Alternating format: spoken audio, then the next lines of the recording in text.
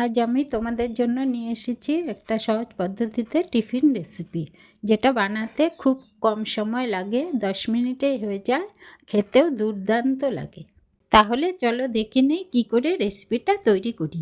এখানে আমি প্রায় 1 বাটি সুজি নিয়েছি, দই নিয়েছি হাফ বাটি জল দিয়ে মিশিয়ে কিছুটা পরিমাণ গ্রেট করা গাজর, পরিমাণ মতো লবণ, 1 চামচ চিনি দিয়ে মিশিয়ে 10-15 মিনিট রেখে দেবো, যতক্ষণ না সুজিটা ফুলে ওঠে।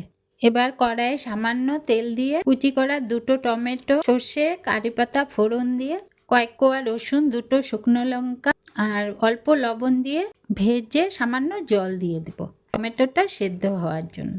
জল শুকিয়ে গেলে টমেটোটা নামিয়ে ঠান্ডা করে গ্রাইন্ডারে দিয়ে কয়েকটা ভাজা চিনেবাদাম দিয়ে স্মুথ একটা চাটনি বানিয়ে নেব। দেখো আমার চাটনিটা কতটা লোভনীয় হয়েছে। তো সে যাই হোক, এতক্ষণে আমার সুজিটাও ফুলে উঠেছে।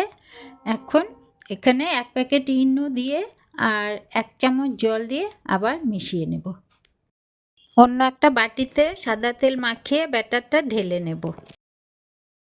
এরপর গ্যাসে একটা কড়াই বসিয়ে কিছুটা পরিমাণ জল দিয়ে একটা স্ট্যান্ড বসিয়ে বাটিটা দিয়ে ঢেকে দেব যতক্ষণ না সেদ্ধ হয়।